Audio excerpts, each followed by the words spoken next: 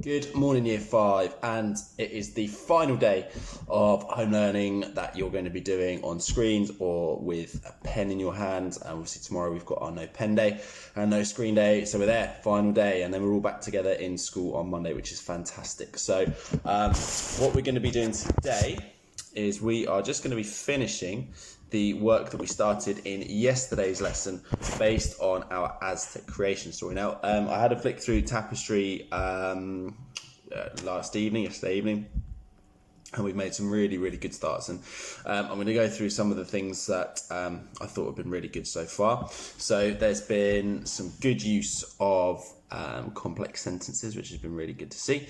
There's been some high level punctuation used in there as well. There's been some fantastic word choices, some lovely, lovely descriptive language, which has been really good.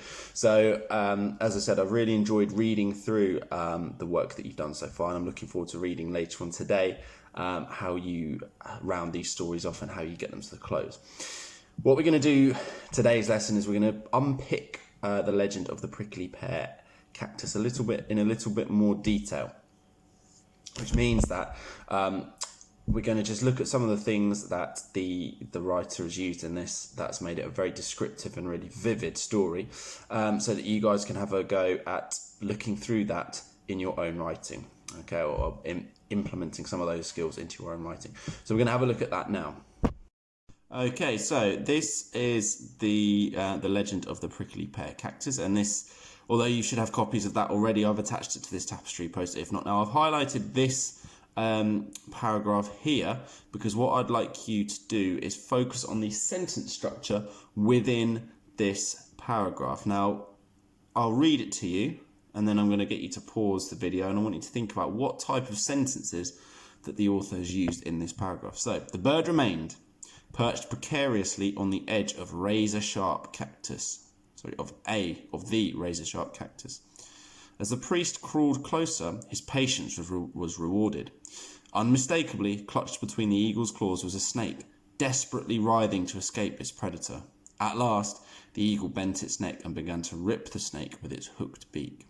Okay, so what I'd like you to do is I'd like you to pause the video now and have a think. Has the author here used primarily simple, compound, or complex sentences in this paragraph?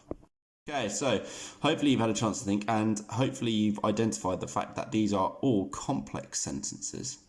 Okay, now what I'm going to do is I'm going to read you the paragraph without the subordinate clauses in them. Okay, and then we're going to read it again with them added back in, and you can see the difference it makes to the writing. So, I'm going to read it now with the subordinate clauses removed. The bird remained. The priest's patience was rewarded. Clutched between the eagle's claws was a snake. The eagle bent its neck and began to rip the snake with its hooked beak.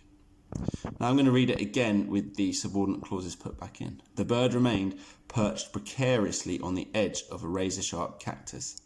As the priest crawled closer, his patience was rewarded. Unmistakably, clutched between the eagle's claws was a snake, desperately writhing to escape its predator. At last, the eagle bent its neck and began to rip the snake with its hooked beak. So you can hear the difference in quality between the sentences, or the way I read it with the subordinate clauses removed and the way I read it with them put back in again. So when it comes to your writing today, I would absolutely love to see you using lots of complex sentences, because it gets that just that little bit of extra detail on there. So the first sentence, we look here, the bird remained. So that's the main bit of information, that the bird remained there, okay? But what the author has done is he's added that subordinate clause, which gives us this really rich, vivid description. Perched precariously on the edge of the razor-sharp cactus. So the word choice is in there, perched precariously, and the razor-sharp cactus. We get a really clear image in our minds of what the bird is doing. And here we've got the eagle with the snake clutched between its claws, and the snake desperately writhing to escape its predator. And we can imagine that in our mind, because we've got that extra bit of detail, that extra bit of information. We've got that image now in our mind. Okay, so what I'd like you to do is I'd like you to think really carefully about the sentence types that you're using and how you're going to utilise them in your writing. Now, as well as that, obviously that paragraph there uses complex sentences, and to be honest, there's a lot of complex sentences throughout this, throughout the whole text. What I'd like you to do now is I would like you, please, to try and find a simple sentence and a compound sentence as well. Okay, so we've highlighted the fact that he's used lots of complex sentences for additional detail, but I'd like you to try and find me a simple sentence and a compound sentence as well. Okay, so year 5, hopefully you were able to find examples of compound and simple sentences as well. I'm focusing on this paragraph here now. So the green sentence is a compound sentence. The Aztec people searched and searched, and they began to wonder whether they had angered the gods. Now, it's a compound sentence because it's two simple sentences joined together with a coordinating conjunction, which is and in there. Without that, we would have the Aztec people searched and searched, full stop. They began to wonder whether they had angered their gods. Just by doing something as simple as adding in that coordinating conjunction, makes the writing flow so much better. It just makes a sentence sound a little bit more sophisticated, and it helps your writing to flow. I've identified another complex sentence in here, which I've highlighted in yellow, just like that paragraph. When their warriors were fighting another tribe, they captured some prisoners and handed them over to the priests. So we've got that subordinating conjunction when, which helps start the sentence and link it to the previous piece of writing.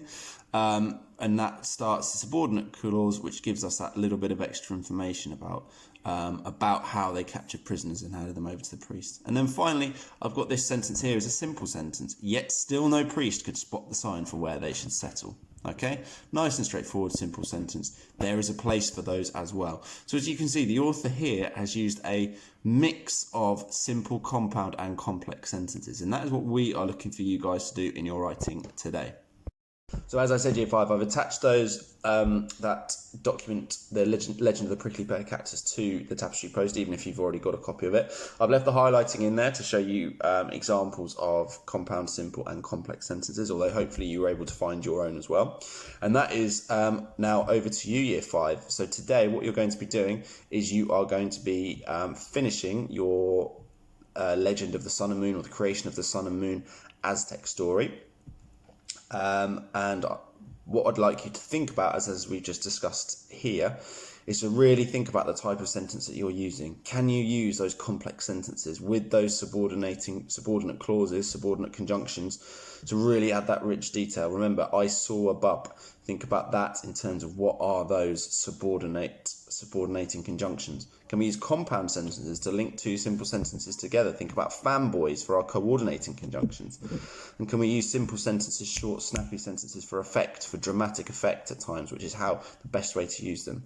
As always, any questions, Year 5, but I'm really looking forward to seeing these stories finished on Tapestry later.